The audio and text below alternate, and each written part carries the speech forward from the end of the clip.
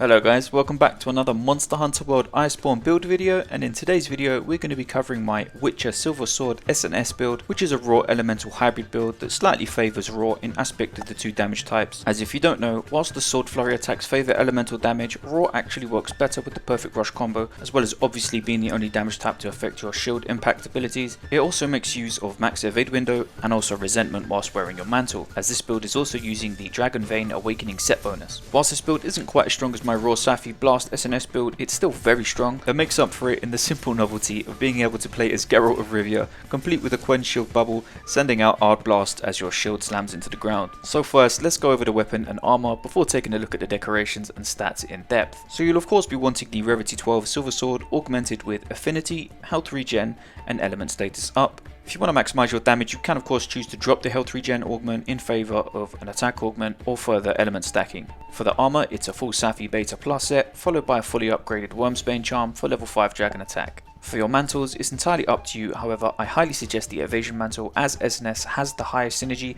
with this mantle due to how easy it is to proc the damage bonus, and I also recommend the Glider Mantle, which acts as a near permanent stat stick due to its high uptime and low cooldown with 2 level 4 deco slots. So let's take a look at the decorations and stats, and as always, if you don't have the decos that I have, just take a look at the stats and try your best to match them in order of personal priority with the decorations that are available to you. So due to the Safi set bonus, alongside our affinity augment, we're already at 50% affinity at base, which translates to 100% affinity when hitting weak points, with the use of 3x weakness exploit.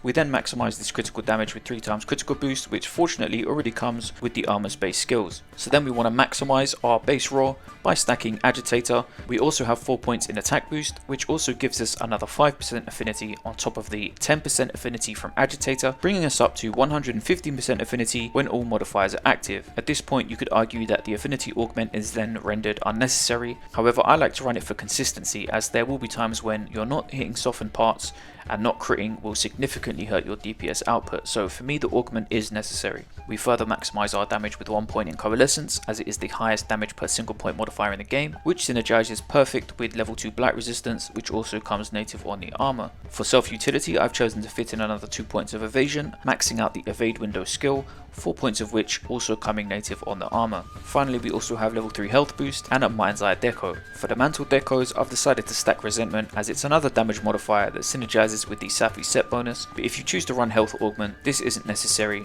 It will still of course work with health regen augment, it will just be slightly less consistent. And that's pretty much the build, guys. I'll leave you with some gameplay at the end of this outro. I've got plenty more build guides in the works. For now, if you have any suggestions on builds you'd like to see next, leave them down in the comments. If you like this video, hit the thumbs up, and if you're not already subscribed, consider doing so for more Monster Hunter World Iceborne content coming soon. Okay guys, take care.